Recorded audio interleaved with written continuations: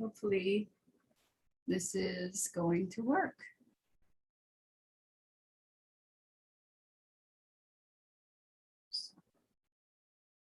And all right, I think we might have made it back. Okay, oops, Elaine says that I was live. Well, now I'm live again. So welcome back. I guess today was a little bit of an anomaly, but thank you, Elaine. So if I was already live, I'm just going to continue. Hopefully you guys are back with me.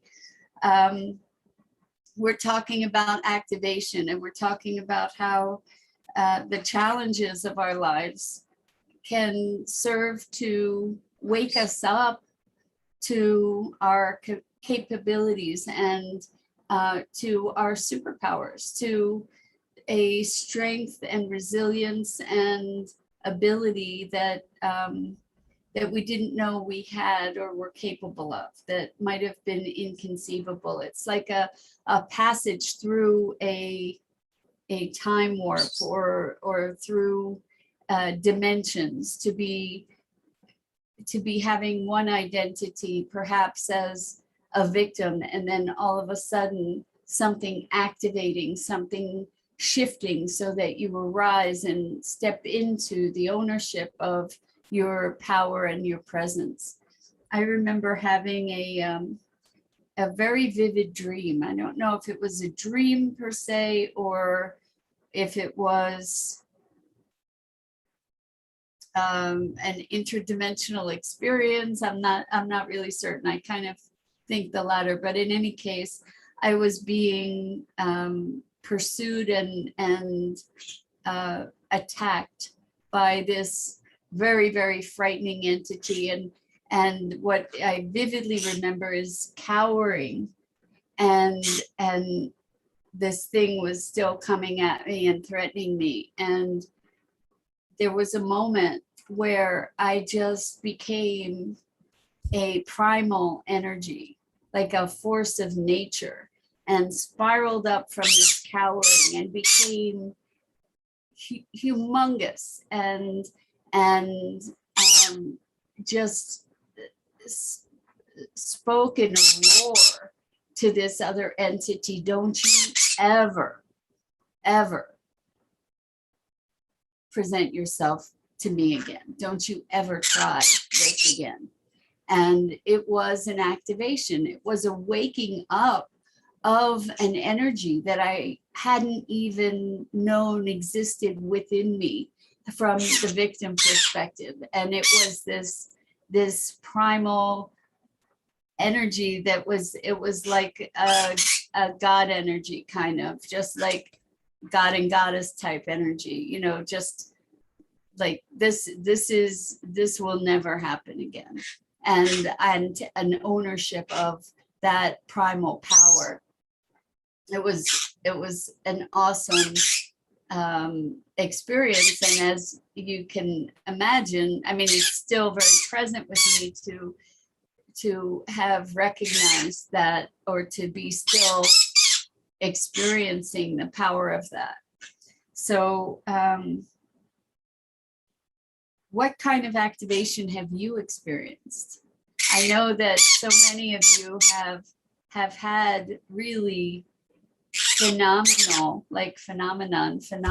type experiences and awakenings.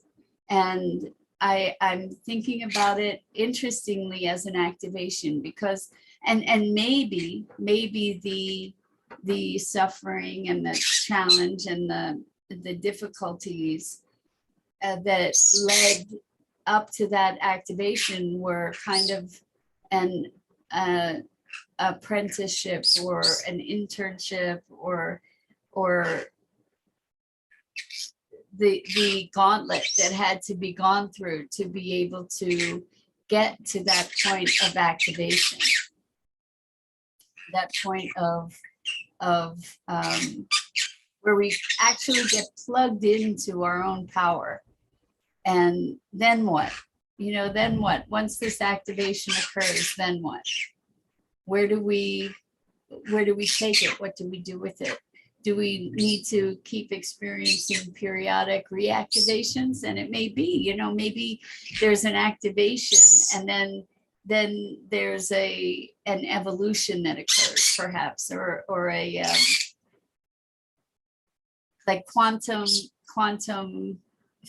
states, where we're in this state. And then this actually works for me. I don't know if you are familiar with the idea of how quantum energy works, but the idea is with an electron, they never know where exactly an electron is, right? But it's in orbit around the nucleus, right? So it's in orbit, and the shape of, hello, Elaine, thank you so much for chiming in. So I know this is working. Good morning, good morning. It's so good to be with you. So we're talking about quantum physics here for a moment, and quantum packets of energy. So the idea is that there's this one orbital that's sort of a circular orbital. That's the first one.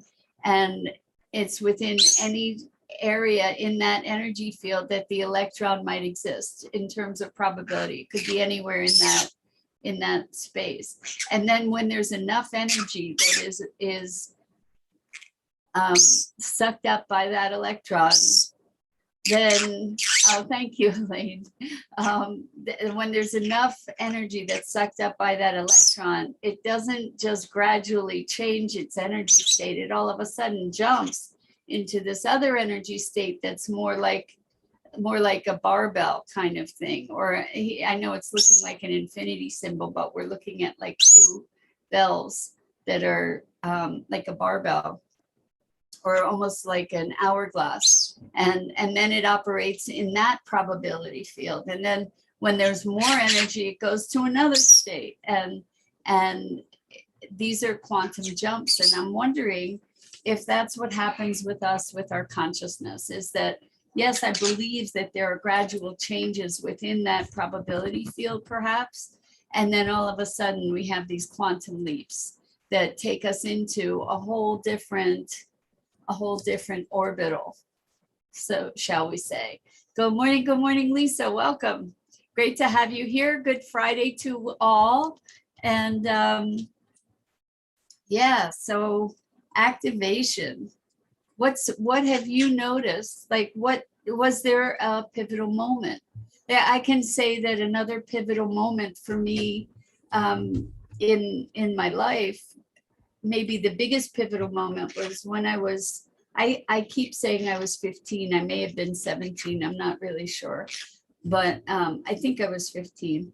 But anyway, I had a moment where I was talking on the telephone and I said, I know. And all of a sudden I was catapulted into this knowingness, this presence of being knowing, not me knowing something, but being the knowingness.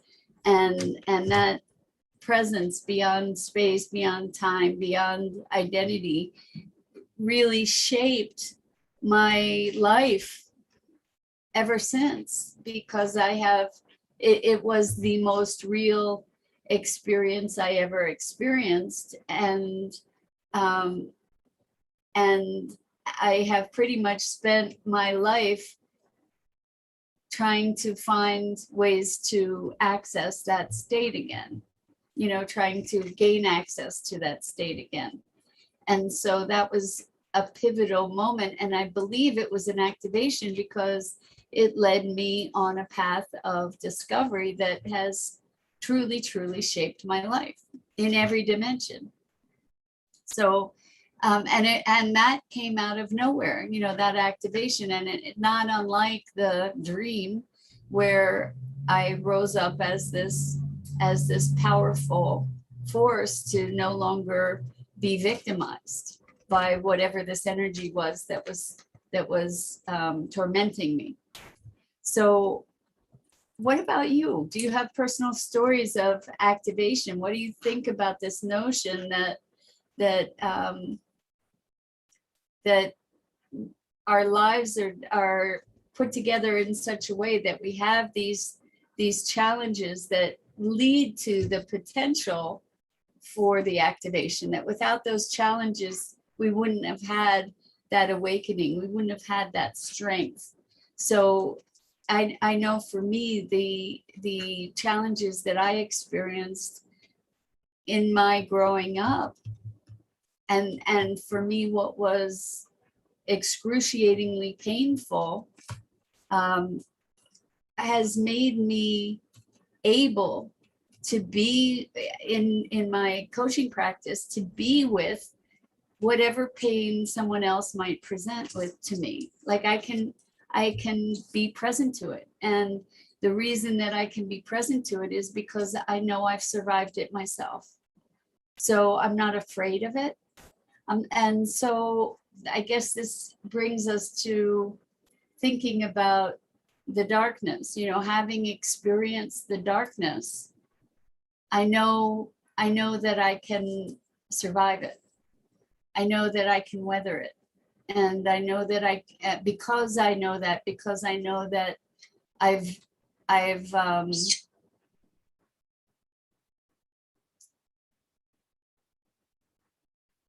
moved through it, and it doesn't mean it won't recur, but because I have had experiences of having moved through it, I can allow myself to be present to the pain that other people have without fearing it, and without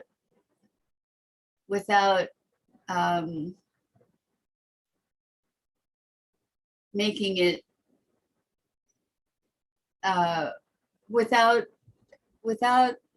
wow, hard to find the words. Isn't that interesting? Without making it the reality. There we go. That when we're going through the darkness, it's a moment. It's not the entirety of things. And there are times when it feels like the entirety of things for us. And in those moments when it feels like the entirety of things, that's when it either kills us or makes us stronger. And I've seen it kill people, or I've seen people succumb to it, shall I say. And the it actually is not really an external. The it is the internal perception and experience. And Elaine says, when we have truly let go of the victim stories, they are no longer needed and will no longer show up in our lives, dream or physical life.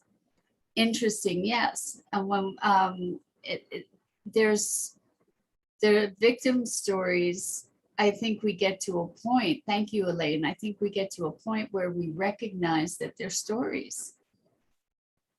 And they may be an epic story, but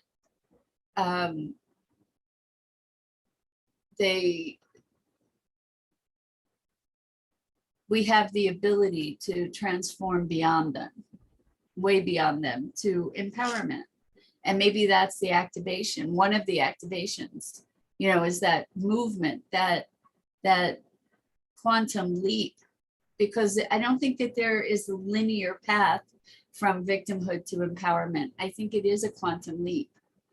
I think it is, we could consider an activation or a new orbital, a new level of energy, because what happens is that the experience of life is, the lens through which life is lived is then profoundly altered.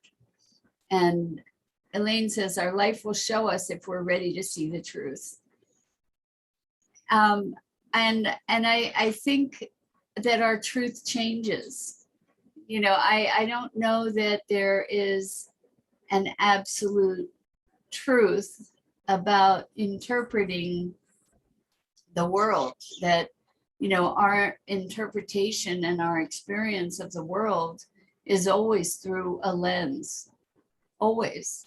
And through any given lens, our experience is that we're perceiving the truth, or that we're present to the truth, or this is what's true, but what we're reflecting is the lens through which we're perceiving, whether it's a lens of love and joy and connection, and the lens of victim, persecution, darkness. So Elaine says the truth of being a victim or not.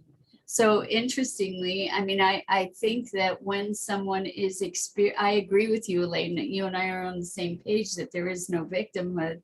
And when one is experiencing being a victim, that is their truth. I don't imagine that people are feeling victim, like really being victim, and perceiving that there's another option. I don't think that once we start perceiving there's another option, then you know, that's the beginning of the activation. So Lisa says, my life has been full of issues. I was physically, mentally, and verbally abused. Lisa, I'm so sorry. Lisa continues, I allowed myself to be a victim. Yesterday, wow, yesterday I had a moment that showed me I have learned and grown from those things. Congratulations, that's so rewarding and exciting to see our growth, right? So Lisa continues, the manager at my job was being verbally abusive and treating me like a dog. At first, I was upset, wanting to go into a corner. Then, this is like my dream, Lisa, then like a lightning bolt, I was no longer a victim. I was empowered, and I marched right into his office and let him know, I became empowered, and I now know without question, no one will ever put me in that place again. Congratulations, Lisa. I and hopefully everybody here is celebrating with you. And how about that? Like you said, like a bolt of lightning, that was an activation. That's what I'm talking about. And it's really interesting.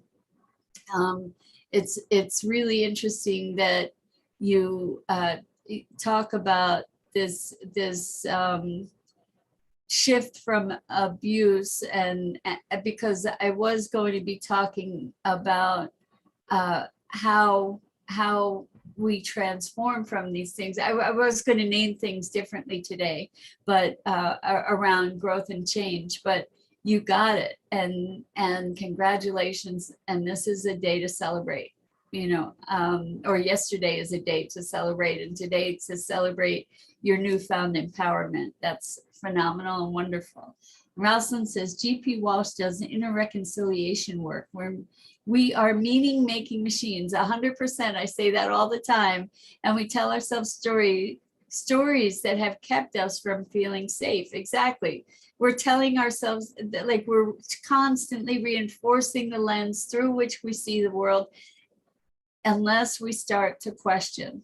And that's what these mornings are about, is to be having these conversations where we get to look at our assumptions, where we get to reassess and reevaluate and question, because I believe that education or awareness is the first and most important step in transformation. When we become aware, then we, by our awareness, we naturally begin to change and transform.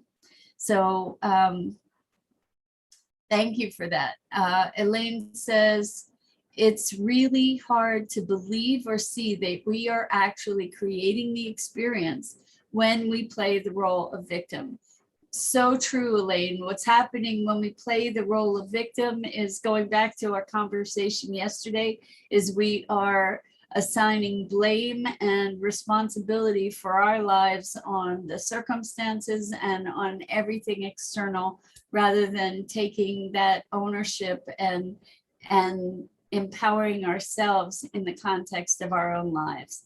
So Lisa says, it was a very long road, but well worth it. And so, Lisa, having been through that horrible abuse physically, mentally, and verbally throughout your life, to come, all of that, can you recognize that all of that wasn't what precipitated the activation that let you come to the place where no one will ever, ever put you in that place again?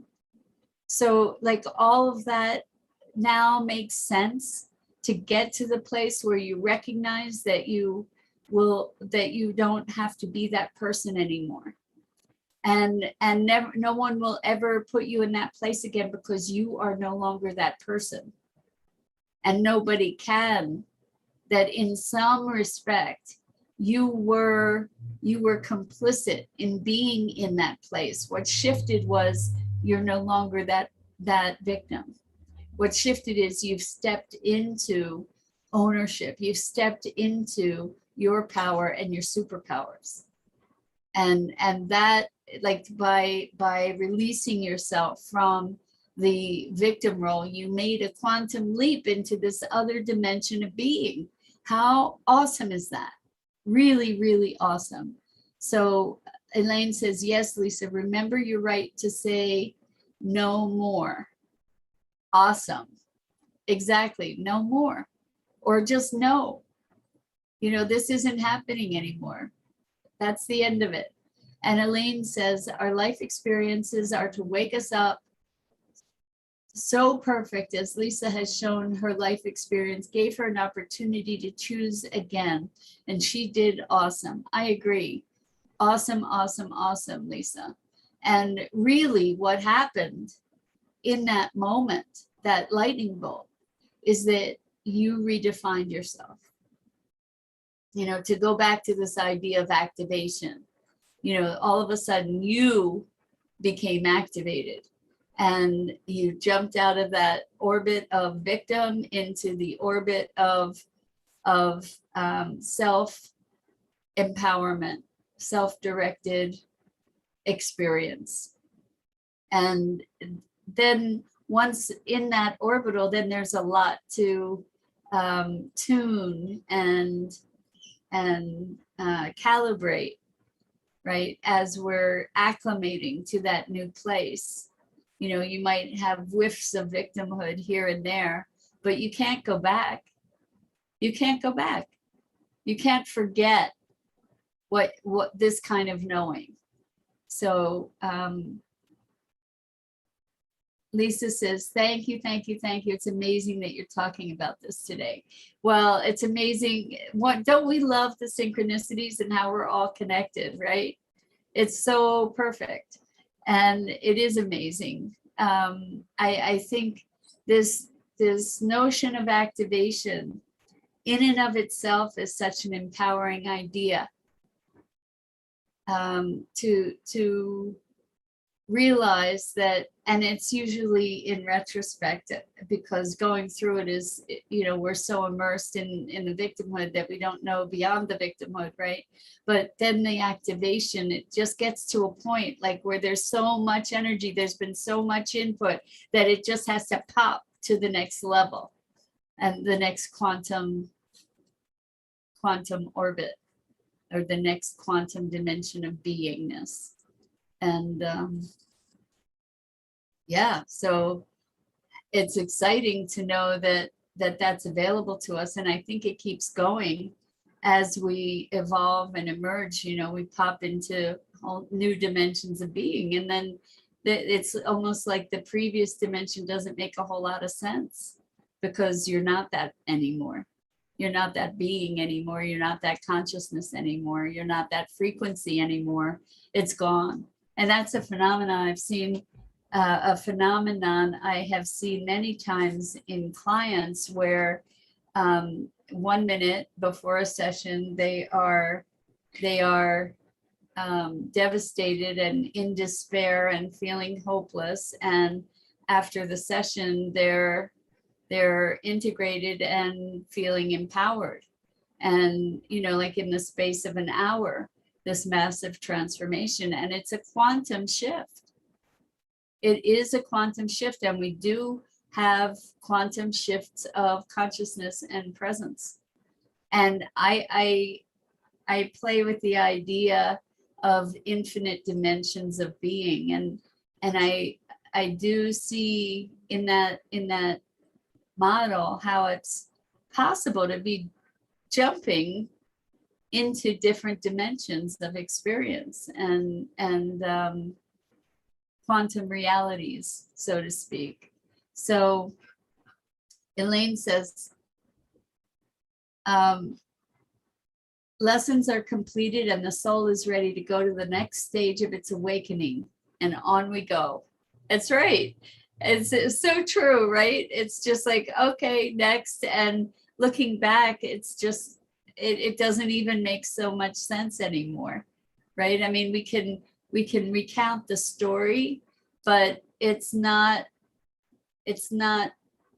present for us in the same way in our beingness. And Elaine says the victim role and the persecutor role and the savior of all work together in the stories. Yes, victim, persecutor, and savior, the triad. That's really interesting, you know, to be looking at that as a triad. And how when we conceive of things in terms of victim, there has to be a persecutor, right?